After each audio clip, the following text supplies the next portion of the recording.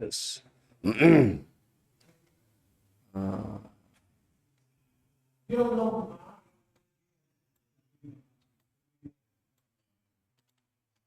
Sunnah.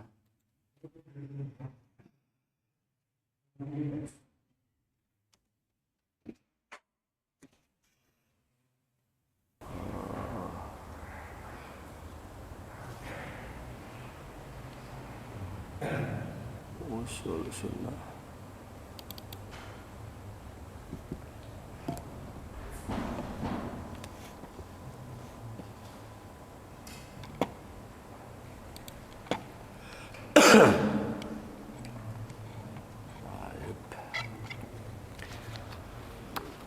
Assalamualaikum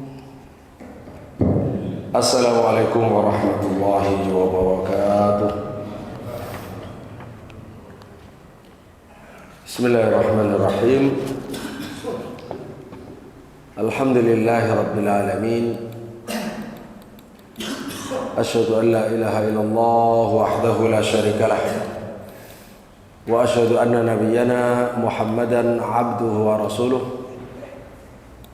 Allahumma salli wa sallim wa barik ala nabiyyina wa habibina wa qurrati ayunina Muhammad wa ala alihi azwajihi wa dhurriyyatihi wa sahabatihi wa tabi'in wa man tabi'ahum bi ihsanin ila yaumiddin. Allahumma inna nas'aluka ilman nafi'an wa rizqan thayyiban wa amalan mutaqabbala. Allahumma amin. Ma'asyiral muslimin rahimakumullah. Alhamdulillah, dengan izin Allah Subhanahu wa taala, pada malam hari ini kembali bersama majelis dirayah wa riwayah li kitab Ushul Sunnah lil Imam Ahli Sunnah Imam Ahmad ibn Hanbal rahimahullah. Nafa'ana Allah bi ilmihi fid dharain, Allahumma amin. Yang mana insyaallah kajian kita insyaallah kurang satu kali pertemuan saja khatam. Jadi majelis depan, tapi Sabtu depan itu mohon maaf berbarengan dengan daurah. Di Al-Um kita mengadakan atau ketempatan daurah MBI, Daurah Muslim Bikers Indonesia, yang diletakkan di Al-Um, di yang biasa sepeda besar itu sekarang masih sedang pendaftaran juga ya, sekitar rencana 200-an para pesepeda gitu, sepeda besar itu. Nah itu karena satu momentum yang jarang ya, yang rutin harus ngalah gitu, kira-kira yang rutin harus ngalah, atau yang dari jamaah sini daftar gitu. Kalau daftarin ada Ustadz Salman, biar gimana syaratnya, apakah harus punya sepeda motor besar atau bagaimana ya, masih terbuka. Pokoknya rencana 200-an orang. Judul daurahnya adalah Jalan Menuju Surga, Road to Jannah, Jalan Menuju Surga. Kan pekerjaannya jalan-jalan kan, udah kita arahkan jalan menuju surga. Dalam? Gak apa-apa, boleh pokoknya tuh panitianya ikut kita ya, tanya nanti. Gak apa-apa, malah wis kadung kan, tato wis kadung. Kalau membuat baru nggak boleh. Nah itu rencana Sabtu tanggal 27 berarti. Nah Bapak Ibu rahimakumullah, setelah itu kemarin sudah saya samakan ke Akhi Arif ya.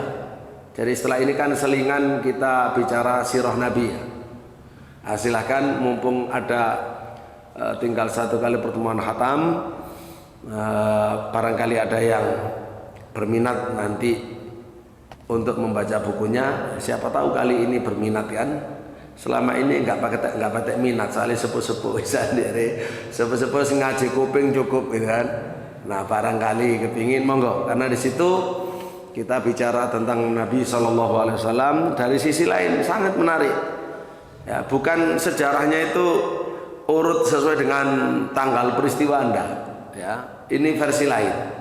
Jadi mengenal Nabi lebih dalam tentang kepribadian beliau, kehidupannya, keluarganya, anaknya, kendaraannya, semua itu yang dibahas. Kemudian juga tentang sahabatnya yang 10 orang itu. Itu untuk ya tambahan ilmu. Kita bicara tauhid itu tentang Allah. Kemudian kita selingi dengan mengenal Rasulullah Shallallahu Alaihi Wasallam. Nah setelah itu selesai, ya ini sekedar usulan, tidak apa-apa. Kalau ini kebetulan baru cetak ya. Ini kitab akidah paling lengkap karena kan tulisan ulama abad kita lah. Ini karya Syekh Hafidz Al-Hakami berupa tanya jawab luar biasa. Tanya jawab akidah Ahlussunnah sebanyak 223 pertanyaan lengkap dengan jawabannya, Quran Sunnah Ulama, Quran Sunnah Ulama gitu. Ini paling lengkap guys. Nah kalau kita ngaji kitab-kitabnya ulama salaf yang termasuk usul sunnah kan kajian imam kitab ulama salaf itu untuk membuktikan bahwa memang akidah yang kita yakini ini akidah ulama dulu, masing-masing ada kitabnya. Nah, itu buktinya, itu untuk pembuktian bahwa Ahlussunnah itu memang kelanjutan dari Rasulullah, dari para sahabatnya. Kitab-kitabnya pun ya sama ya, akidahnya nggak berubah. Nah tapi kalau ingin lengkap ya akidah Taifah Mansurah ini termasuk paling lengkap dan bagus. Pertanyaan jawaban dan sudah ada terjemahannya, sehingga yang tidak bisa baca Arab dan ingin memahami, nah itu bisa ya. Itu sekedar usulan untuk memberitahu juga. Kebetulan ini bukan cetakan saya, cetakan Sofwa ya, Darul Haq. Tapi sudah punya sanad dari penulis. Penulisnya kan Syekh Hafidz Al-Hakami. Beliau punya murid namanya Syekh Qadi dari Asir ya, dari Najran, dari siapa? Bashir Mu'afa. Qadi Bashir Mu'afa rahimahullah baru wafat ya, tahun ini wafat insyaallah. Itu saya ngaji kalau tidak keliru samaan li atrofi. Jadi ada samaan wa ijazatan dari murid beliau langsung dari beliau. Baik, para jamaah sekalian rahimallah, malam ini kita akan mempelajari, tergantung waktunya ya, yaitu kafarah. Jadi begitu, kafaratul dzunub. Yang di sini kan kafaratul dzunub yaitu penegakan hukuman di dunia itu merupakan tebusan dari penebusan terhadap dosanya, sehingga nanti di akhirat sudah tidak dituntut lagi, Bapak Ibu ya.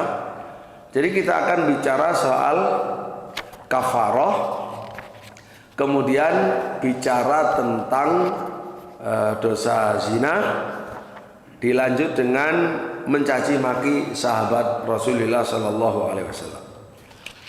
Kita mulai saja. Memang ini agak detail yang ini. Sudah saya detailkan lebih dari yang sudah dicetak. Yang cetak itu lebih masih global ya.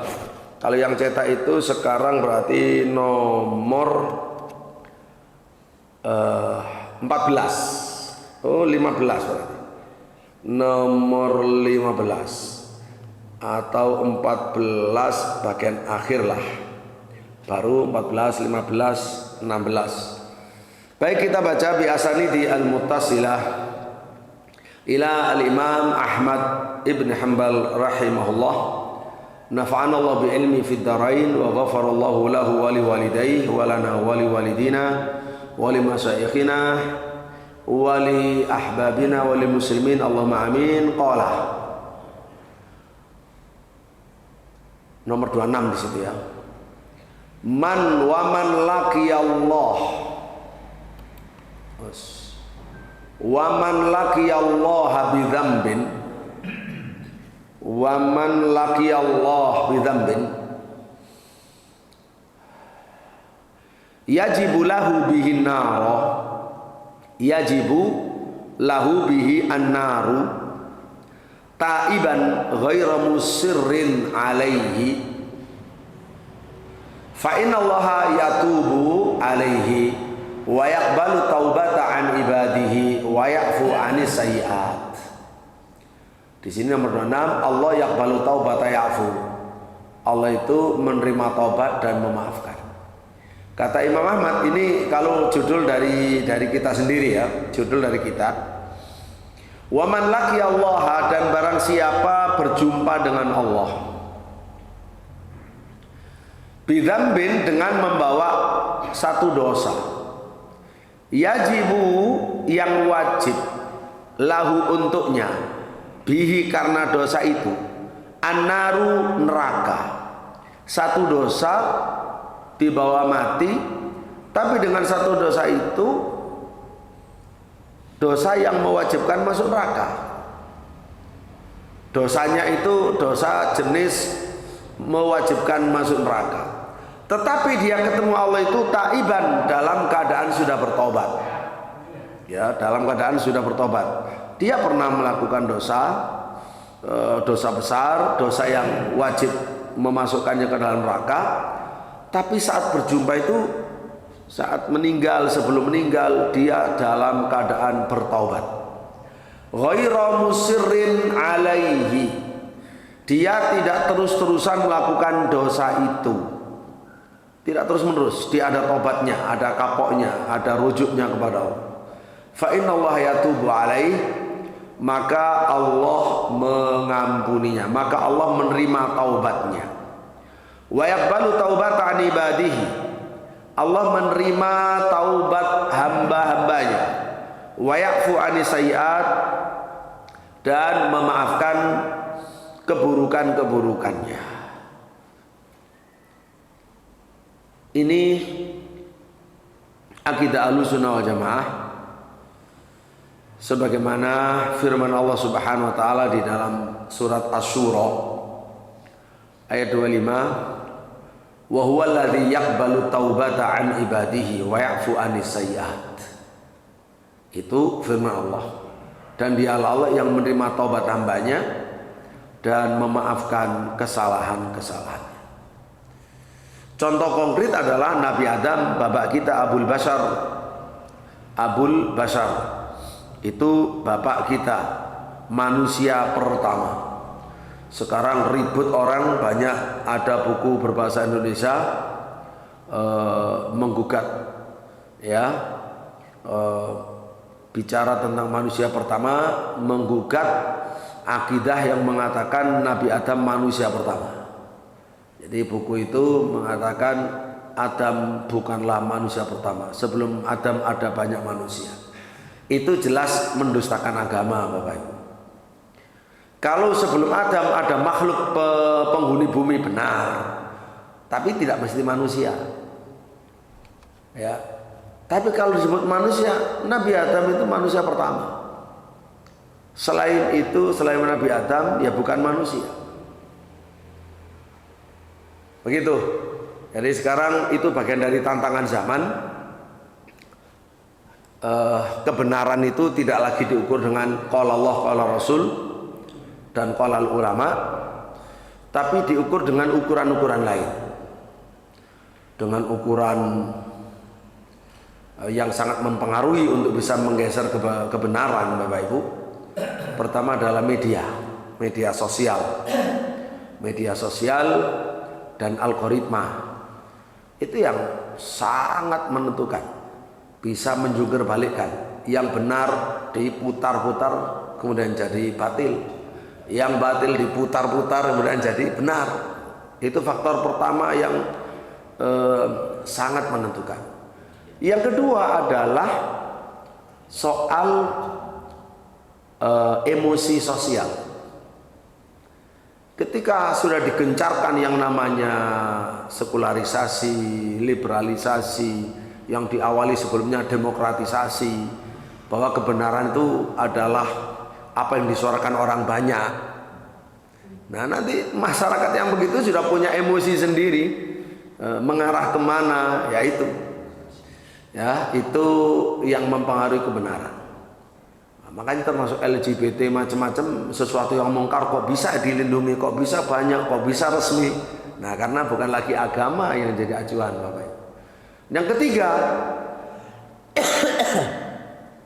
yang ketiga itu politik yang bersifat polarisasi, yang memecah belah umat.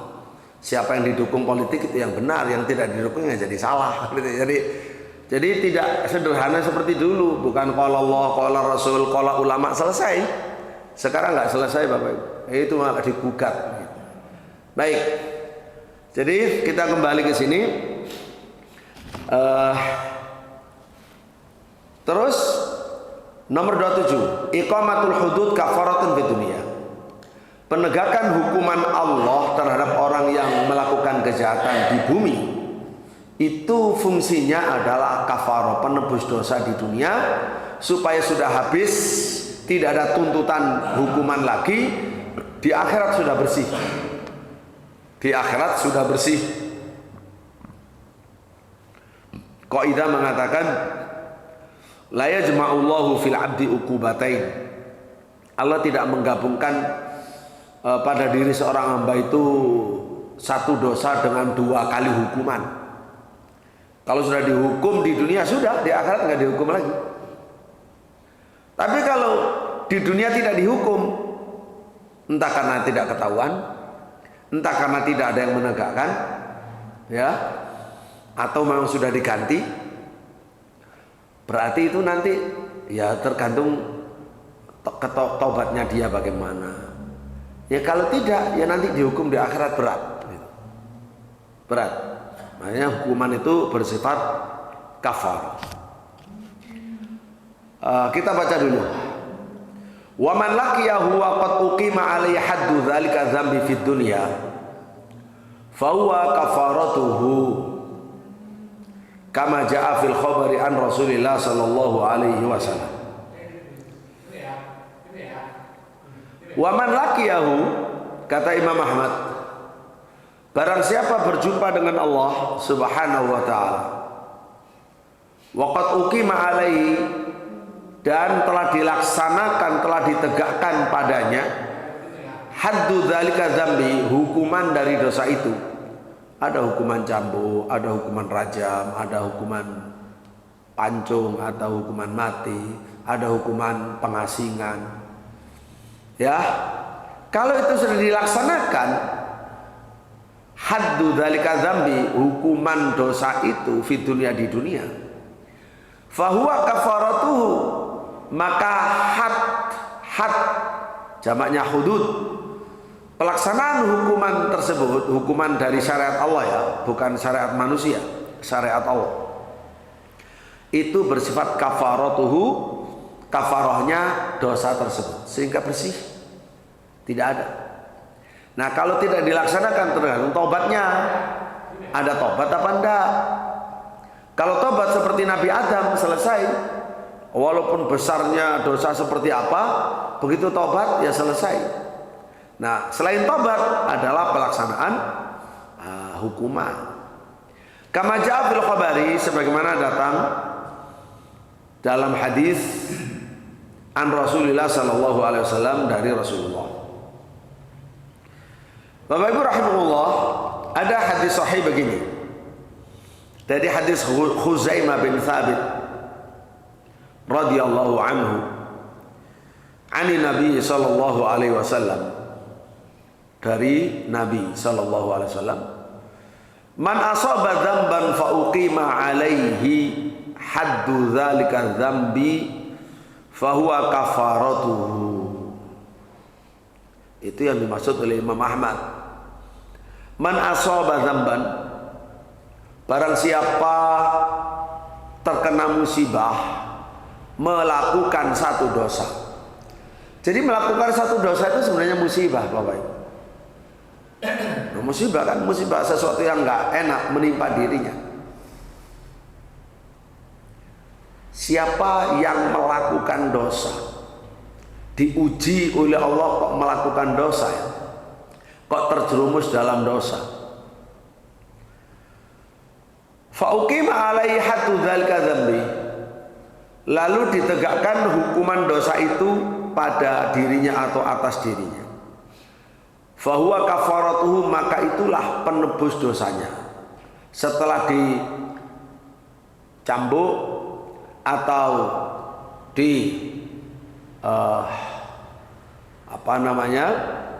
diasingkan, atau setelah dirajam, atau setelah hukum bunuh, hukum pancung dengan rajam berbeda ya, maka dia bersih.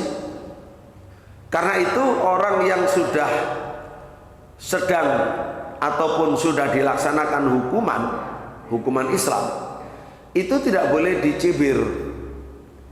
Bisa saja orang yang sudah dihukum itu lebih suci dari yang mencibir.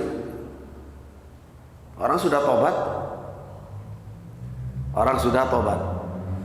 Seperti yang terjadi di zaman Nabi, ada orang dirajam, yang lain ngata-ngatain, pokoknya dia risih, benci dengan orang itu. Ya mungkin kalau zaman sekarang seperti ya kotoran masyarakat, sampah masyarakat. Dibilang sama Rasulullah, kamu jangan ngata-ngatain dia. Dia sudah bertobat dengan taubat. Kalau dibagi pada 70 orang Medina yang ahli dosa besar sudah cukup. Jadi dia sudah ditegakkan hukuman, ya hukuman Islam, dia sudah suci.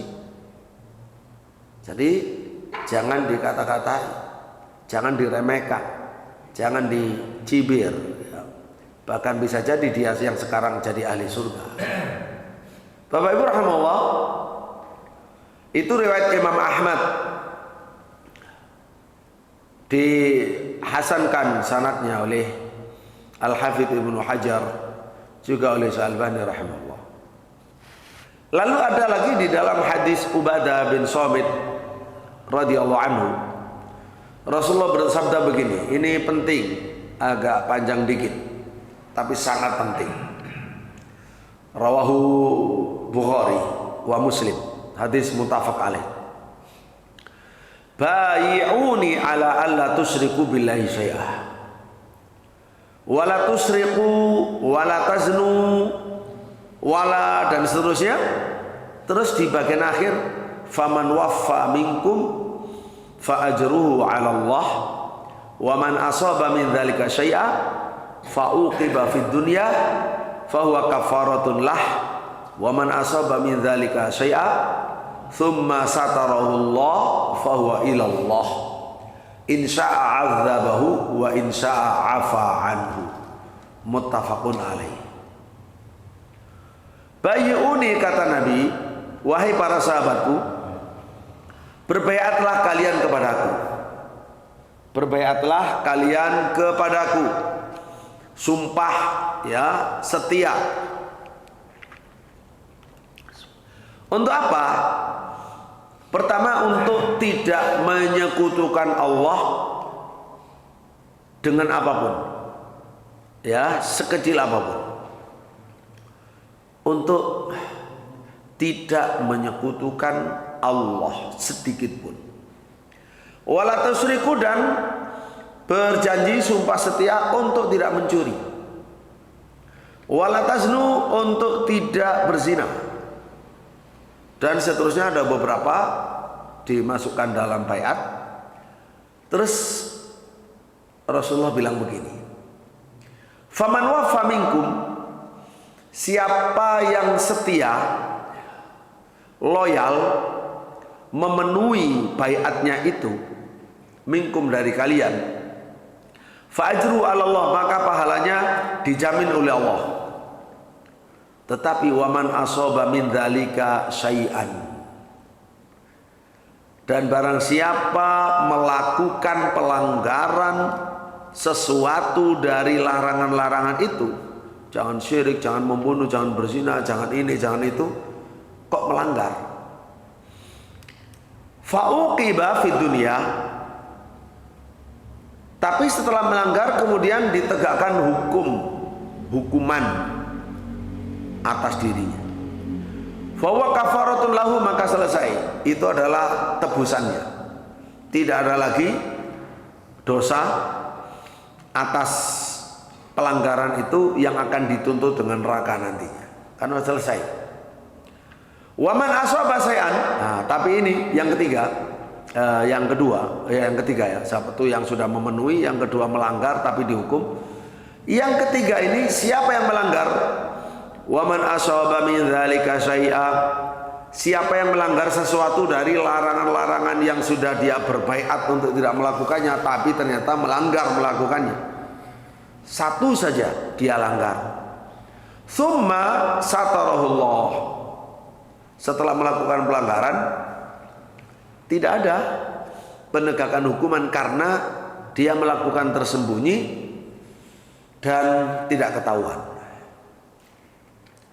Allah pun melindunginya dengan tidak mengungkap kejahatannya. Fasatarahullah, satarahullah, Allah menutupi dosanya. Fahuwa ilallah. Kalau ditutupi oleh Allah dosanya, nggak ketahuan, nggak ada hukuman, fahuwa ilallah, maka tergantung Allah. Dan Allah tergantung pada usaha manusianya, bagaimana dia menyesal, bertobat apa tidak. Walhasil itu kembali kepada Allah. Tidak ada yang bisa kita pastikan, tetapi yang pasti adalah satu dari dua. Kemungkinan pertama, insya'a adzabahu. Kalau Allah berkehendak, Allah akan menyiksanya karena dosa itu. Soalnya di dunia belum dihapus dengan hukuman, sehingga ya kalau seandainya Allah menyiksa di akhirat, ya Allah berhak. Kalau Allah menghendaki, Allah menyiksanya. Wa insya, kalau Allah menghendaki, afa anhu, Allah memaafkannya. Karena mungkin juga ada kafarah lain selain apa? Selain penegakan hukuman atau selain tobat. Ada lagi, apa itu? Musibah. Bapak Ibu rahimahullah. Jadi penyucian dosa itu banyak. Dosa manusia disucikan oleh Allah itu banyak. Penebus dosa itu. Pertama adalah taubat syariah ya. Atau kalau mau pertama itu adalah penegakan hukum, udah. Yang kedua adalah taubat syariah. Taubat. Nah, taubat syariah itu bisa terpisah. Jadi taubat dan hukuman itu jadi satu. Atau taubat saja tanpa ada hukuman. Seperti di kita kan tidak ada hukuman. Tidak ada hukuman atas nama agama, atas nama Allah, atas nama Islam. Lah sehingga yang tersisa kan taubatnya,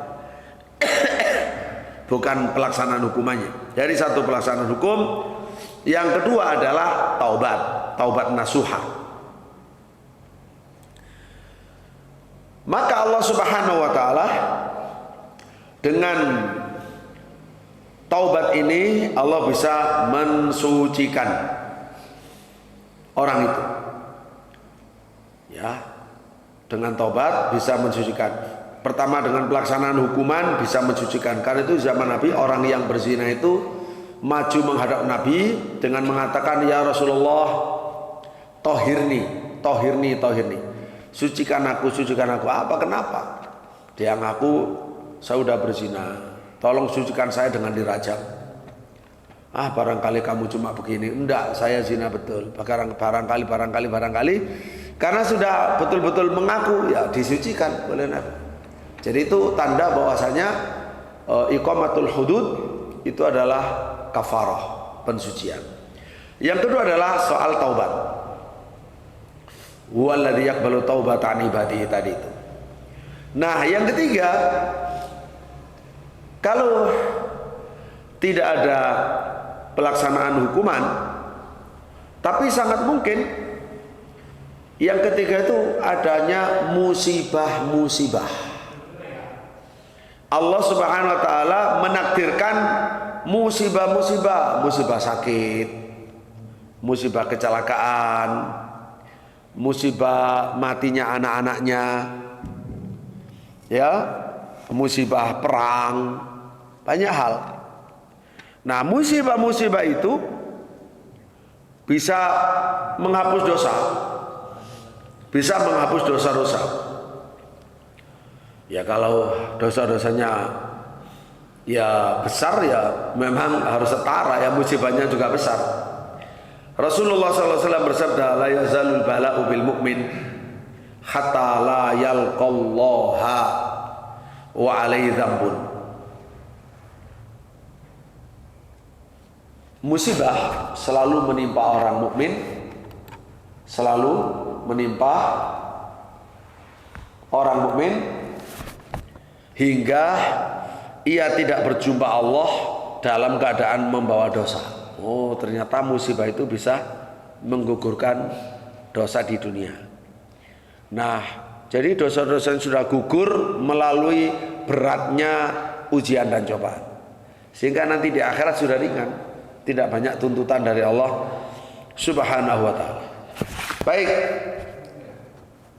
jamaah sekalian rahimakumullah, oleh karena itulah kaitannya dengan kita adalah kalau ada orang, teman kita, tetangga kita, siapa melakukan dosa dengan sembunyi-sembunyi, dia malu-malu karena aslinya orang baik, tapi kita tahu, maka jangan sekali-kali kita ungkap, biarkan, karena Allah menutupi, kita harus menutupi. Kalau kita menutupi, ganjarannya aib kita akan ditutupi oleh Allah, karena tidak ada manusia suci. Mungkin dia dosa di bidang apa ya, di bidang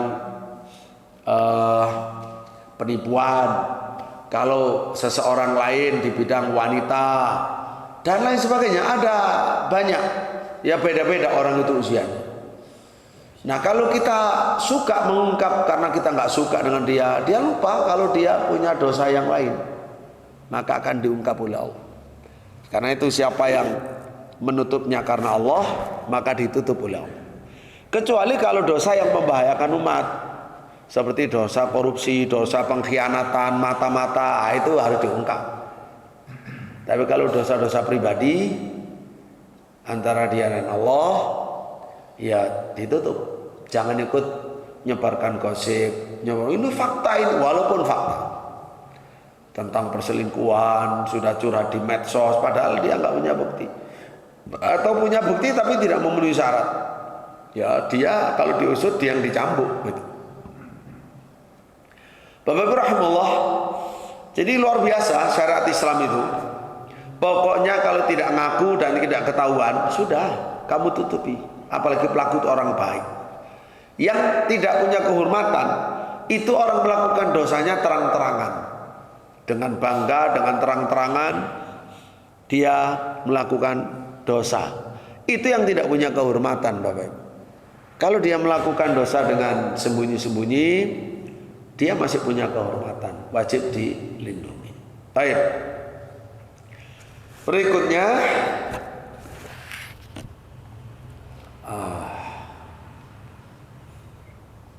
kalau di dalam lanjutan ya, sekarang murtakibil kabira tahta masyiatillah, ini bicara soal dosa besar. Wa man laqiya musirran ghaira taibin minadz-dzunub allati qad istaujaba bihal uqubata fa amru ya Allah in syaa'a 'adzabahu wa in syaa'a ghafara lah. Siapa yang berjumpa dengan Allah dalam keadaan bersikukuh, bersikeras, tidak mau tobat dari dosa-dosa yang dengan dosa itu harusnya dia dihukum berdasarkan agama, ketentuan agama. Fa'amruhu ilallah, maka urusannya diserahkan juga kepada Allah. Insya'a adzaba wa insya'a ghafaralah. Kalau Allah menghendaki, ya Allah menyiksanya. Kalau Allah menghendaki, Allah mengampuninya. Kenapa demikian? Karena Allah Subhanahu wa taala sudah menyatakan, innallaha la yaghfiru an yushraka bihi wa yaghfiru ma duna dzalika liman yasha. Allah sudah memutuskan tidak sudi memaafkan dosa menyekutukan Allah, dibawa sampai mati tanpa tobat. Itu tidak mungkin. Allah sudah tidak menerimanya. Pasti neraka selamanya. Tapi wa yaghfiru ma duna dzalik.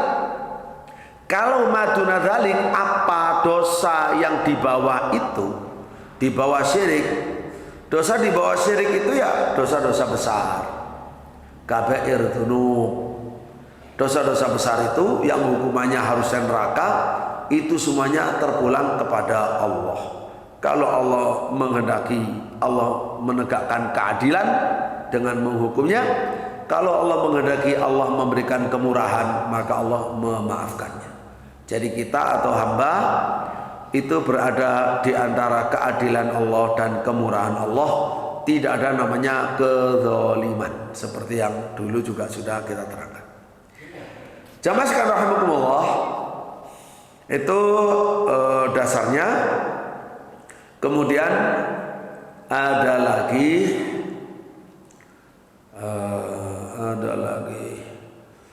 Allah Subhanahu wa taala, tadi kan surat Nisa, An-Nisa 116, wa yaghfiru ma duna dzalik liman yasha. Bagaimana kalau yang mati membawa syirik tadi? Itu ada selain An-Nisa 116, Al-Maidah 72. Begini bunyinya. Innahu may yusyrik billah faqad haramallahu alaihil jannah wa ma'wahun nar wa ma lidh-dhalimina min ansar. Sesungguhnya siapa yang menyekutukan Allah, maka Allah sudah mengharamkan atasnya surga dan tempat kembalinya adalah neraka, dan tidak ada penolong bagi orang-orang yang zalim musyrik. Itu hukuman orang musyrik.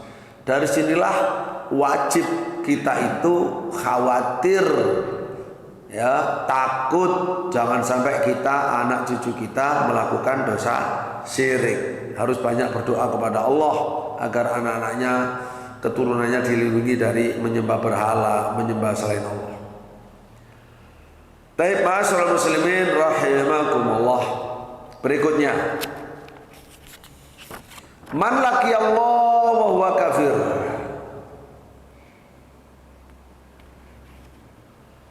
Wa man laqiyahu wa huwa kafirun adzabahu wa lam yaghfir lah. Barang siapa ketemu Allah di hari kiamat dalam keadaan dia kafir, maka Allah pasti mengazabnya dan tidak mengampuninya. Itu kalau mati dalam keadaan kafir seperti itu. Dasarnya ya diantaranya apa yang sudah kita sampaikan dalam surat An-Nisa dan surat Al-Maidah tadi, ya. Kafir itu setingkat dengan syirik, satu level. Kafir, musyrik, munafik besar itu sama. Nomor 30 kalau di sini, ini versi baru ya 30 ini. Ar-rajmu haqqun ala man zana wa qad ahsan. Ar-rajmu haqqun, ar-rajmu haqqun. Ini poin nomor 15 kalau yang dicetak di tangan Bapak Ibu. Ar-rajmu haqqun ala man zana wa qad ahsan idza tarafa aw qamat alaihi bayyinah. Wa qad rajama Rasulullah sallallahu alaihi wasallam wa qad rajamatil a'immatur rasyidun. Ini penting sekali. War-rajmu haqqun, dan rajam itu adalah hak ala man zana, atas orang yang berzina. Waqad ahsan, dan ia sudah muhson. Sudah muhson, statusnya sudah muhson Bapak Ibu. Muhson itu apa? Sudah menikah, menikah sah. Sudah menikah sah, apakah masih terus berlanjut atau sudah cerai, ya.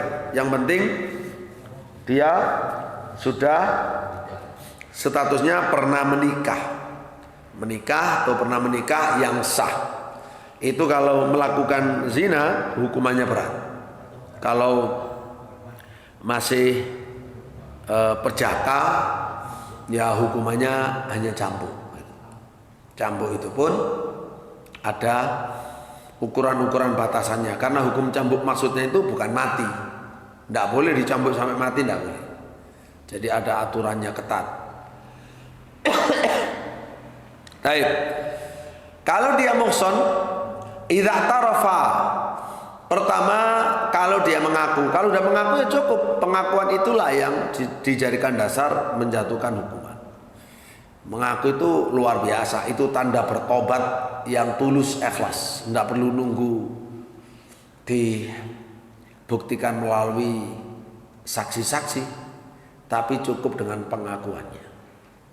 Au qamat alai bainatun, atau terbukti telah tegak bukti atas dirinya. Maka bukti itu menurut syariat Islam 4 orang. Bapak Ibu, ini berat. 4 orang yang kesaksiannya sama-sama menyaksikan zinanya. Itu digambarkan seperti orang melihat timba masuk ke dalam sumur. Harus itu kesaksiannya. Kalau hanya kesaksiannya, saya melihat masuk kamar berdua kan terlihat dari kaca, ada yang kelambunya itu terbuka gitu, gordennya. Ya, saya lihat dari jauh, apalagi pakai apa gitu ya, pakai lensa. Ada dia berada dalam selimut 2 orang. Ya, selimutnya gerak-gerak naik turun begitu. Nah, itu nggak diterima, Pak. Masih orang 100 bersaksi begitu, tidak ditegakkan hukuman rajam.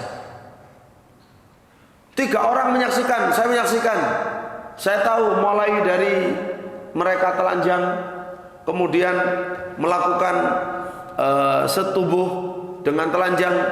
Saya melihat bagaimana laki-lakinya bersenggama dengan si perempuan itu terang-terangan. 3 orang menyaksikan. Giliran orang keempat, sudah selimutan misalkan ya, itu tidak bisa, tidak bisa Bapak. Ya, nanti saksi ini bisa dicambuk semua ini. Betul, ini soal kehormatan. Makanya yang terpenting itu kan dosa pribadi ya. Kalau orang dosa sembunyi-sembunyi, jangan kita yang menyebar luas, tidak boleh. Ya, apalagi tidak cukup persaksian tadi itu. Nah, itu berbahaya sekali. Bapak Ibu rahimahullah, waqat rajama Rasulullah sallallahu alaihi wasallam. Nabi sudah merajam. Rajamnya zaman Nabi itu orang yang bertakwa betul datang menyesal, sucikan kami. Tidak ada yang menyaksikan. Sudah ditutup-tutupi sama Nabi, masih tetap barangkali kamu cuma ya menjamah, kamu ngelamun, kamu ngelindur, kamu enggak, betul saya melakukan. Sadar, kamu sadar. Memang betul-betul ingin disucikan, karena enggak ingin disiksa di neraka. Kepinginnya kalau mati masuk surga. Nah, itu maka dilaksanakan pelaksanaan hukumannya. Jadi waqat rajama Rasulullah sallallahu alaihi wasallam. Nabi sudah melaksanakan hukum rajam, itu dilaksanakan dalam Islam. Kemudian berikutnya waqat rajamat al-a'immatu rasyidun, dan telah merajam pula para khulafa rasyidin, para imam, para khulafa yang rasyid, yaitu Abu Bakar, Umar, Utsman, Ali radhiyallahu anhum. Mereka melaksanakan hukuman rajam. Ada banyak dalil.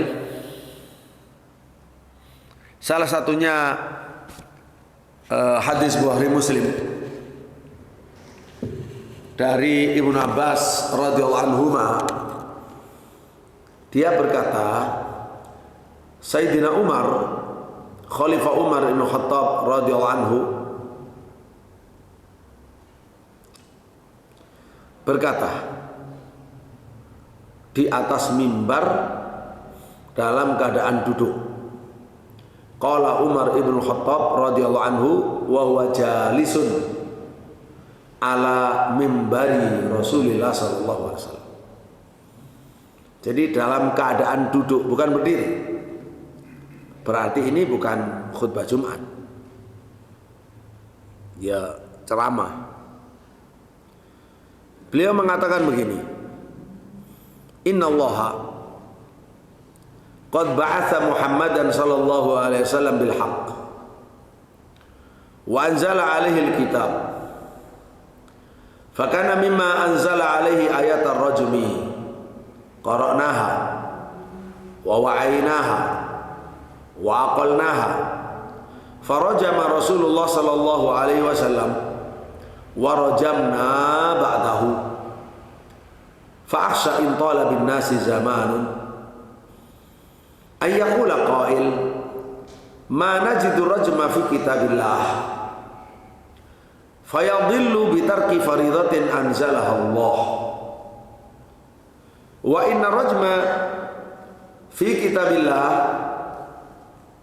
haqqun ala man zana idza uhsina minar rijali wan nisa idza qamatil bayyinatu aw kana al habalu awil ittirafu. Kata Sayyidina Umar, inna Allah, sesungguhnya Allah, qad ba'atha Muhammadan, telah mengutus Nabi Muhammad sallallahu alaihi wasallam bil haqqi, dengan membawa kebenaran. Al-Quran adalah al-haq, sunnah adalah al-haq, Islam adalah al-haq, syariat adalah al-haq, termasuk diantaranya hudud itu adalah hak.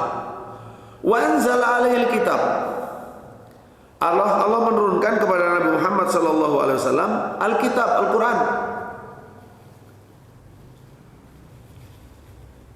Fakana mimma unzila alaih, di antara yang Allah turunkan kepada Nabi Muhammad sallallahu alaihi wasallam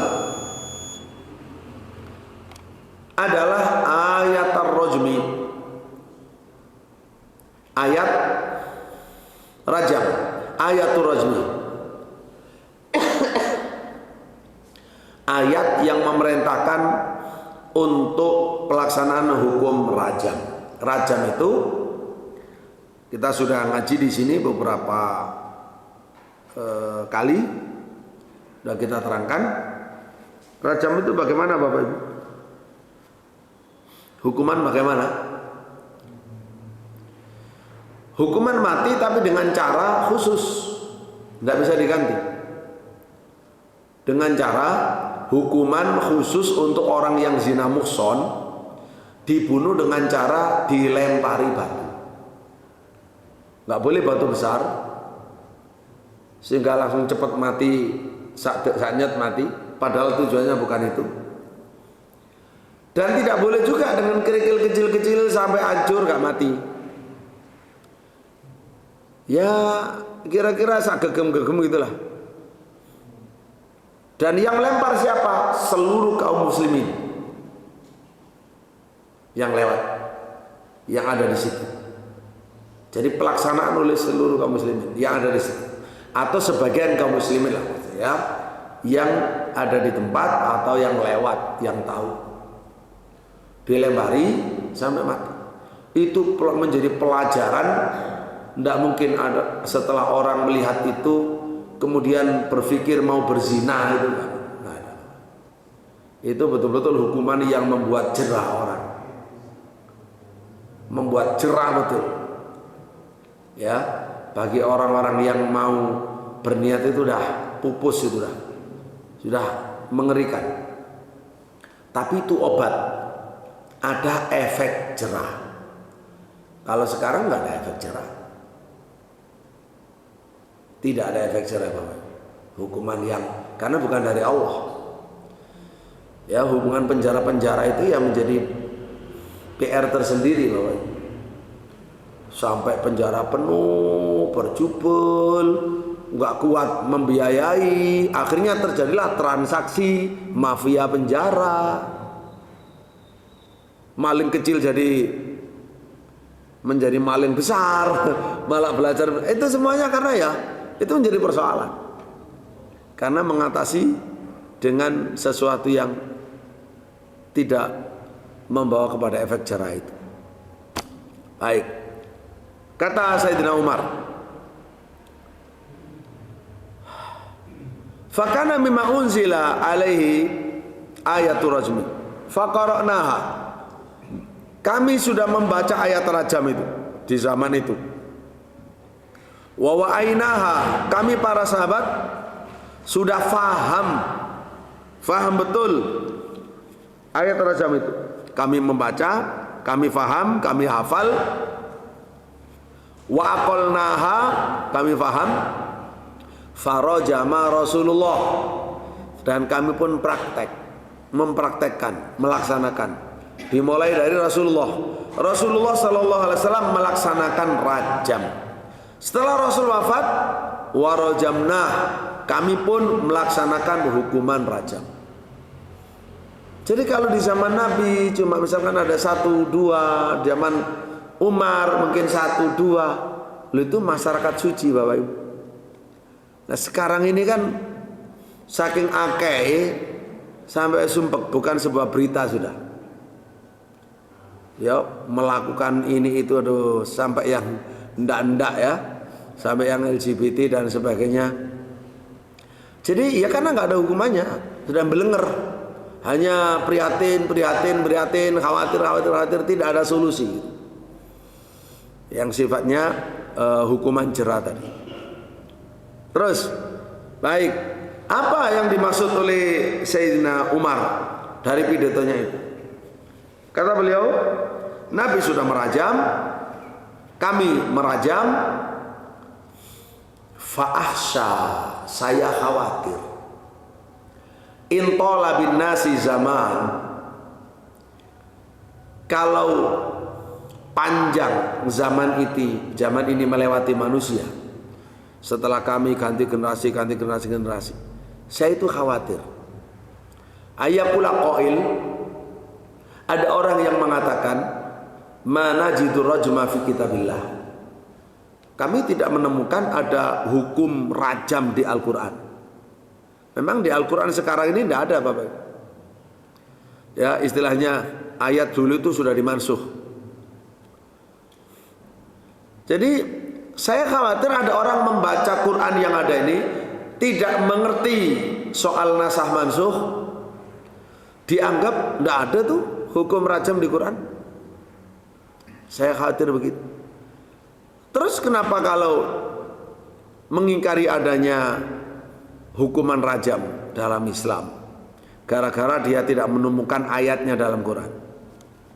Kata Sayyidina Umar, fayadillu bitarki faridatin, sehingga mereka menjadi sesat gara-gara meninggalkan kewajiban anzalahallah yang sudah diturunkan oleh Allah.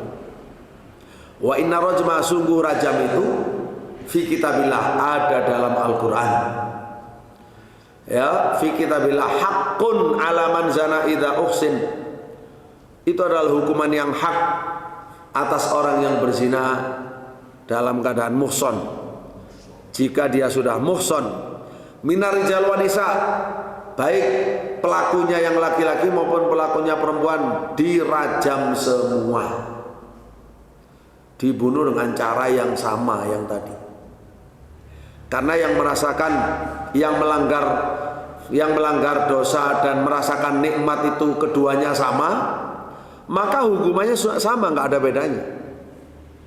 Yang laki, yang perempuan, ya dengan adanya berzina itu, mereka masing-masing merasakan kenikmatan dan kelezatan di sekujur tubuhnya, maka dihukum seluruh sekujur tubuhnya dengan cara dilempari, tidak ada batasan, lempar kena kaki, kena tangan, kena perut, kena dada, kena kepala, kena itu semuanya. Itu hikmahnya. Karena orang yang bersetubuh itu nikmatnya itu dirasakan oleh seluruh tubuhnya, maka dihukum dirasakan oleh seluruh tubuhnya, baik laki-laki maupun perempuan. Malah kalau zaman sekarang mengerikan. Perempuan kalau sudah tidak punya iman, wah, lebih galak daripada laki-laki dalam hal zina. ya, lebih terang-terangan, lebih menantang, wah subhanallah gitu. Lebih berbahaya sekali karena sebenarnya perempuan kan pertahanan. Ya, perempuan baik, laki-lakinya nggak bisa bebas. Begitu perempuannya yang jelek, ya bebas semuanya laki-laki untuk jelek. Jadi dua-duanya mendapatkan hukuman sama, rajam.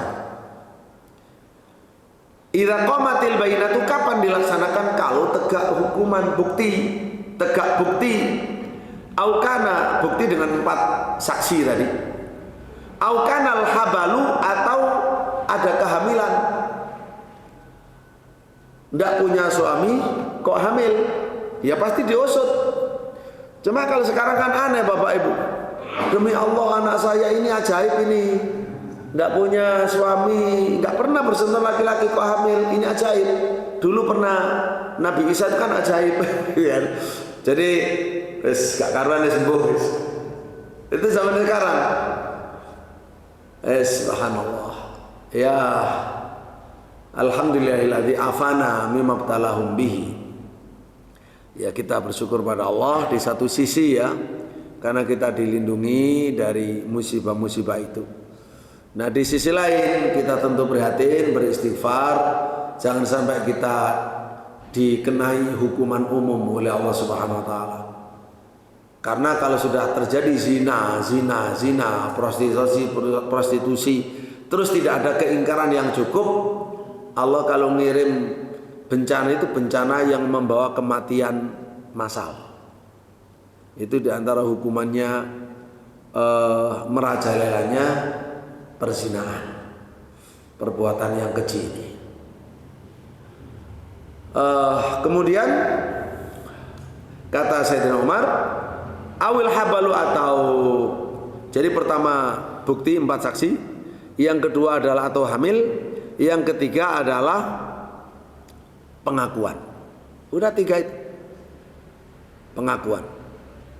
Atau mula'anah, suaminya li'an yang bersumpah suami istri, kok istrinya hamil, suaminya curiga ini bukan anak saya, ini anak orang lain, maka dia harus bersumpah mula'anah kan, bersaksi kepada Allah bahwa dia benar istrinya telah berzina, dan dia berdoa semoga istrinya dilaknat oleh Allah.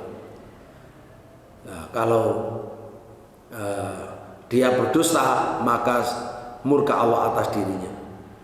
Itu kalau suaminya berani mula'anah, istrinya nggak berani, maka istrinya dirajam. Tapi kalau istrinya berani mula'anah, dilawan dengan mula'anah, maka di dunia mereka bisa, anak nasab terputus, tapi hukuman di akhirat. Nah, ini yang berat. Kalau orang sampai berani berdusta, pasti salah satunya berdusta. Tapi Bapak Ibu rahimahullah, itu riwayat Imam Bukhari Muslim. Lalu setelah Sayyidina Umar, ada Khulafa Rasyidin Sayyidina Ali radhiyallahu anhu. Di Fathul Bari diterangkan bahwa Ali radhiyallahu anhu melaksanakan rajam kepada seorang wanita di hari Jumat. Sayyidina Ali berkata, rajamtuha bi sunnati Rasulillah sallallahu alaihi wasallam. Saya merajamnya berdasarkan sunnah Nabi sallallahu alaihi wasallam. Nah, Bapak Ibu rahimahullah, ini pas ternyata kita hanya 2 pembahasan ya, soal kafaroh dan hukuman terhadap perzinahan. Pelaksanaan hudud termasuk hukum rajam itu adalah mensucikan dosa. Nanti kita akan melaksanakan lanjutannya itu soal dosa mencela sahabat, merendahkan sahabat, menghina sahabat Nabi. Nah, itu Syiah yang sekarang ya masih marak, perang antara 2 orang yang asalnya sama-sama sekutu dalam memusuhi umat Islam Ahlussunnah wal Jamaah, ya masih berusaha untuk menghentikan perang dalam keadaan yang tidak malu seperti apa, itu yang sedang dicari. Khotimahnya ini seperti apa, ya? Apakah menang dua-duanya begitu pemberitaannya, ataukah kan nggak mungkin kalau kalah dua-duanya, atau nggak ingin mereka, maksudnya nggak mungkin tuh, mereka nggak mungkin nerima itu, maunya itu ya pokoknya menang taruh gitu. Barakallahu fikum. Sampai ketemu lagi biidznillah karena sudah isya. Kita tutup Bapak Ibu dengan doa kafaratul majelis. Subhanakallahumma rabbana wa bihamdik asyhadu an la ilaha illa anta astaghfiruka wa atubu ilaik. Wassallallahu ala nabiyyina Muhammad walhamdulillahi rabbil alamin.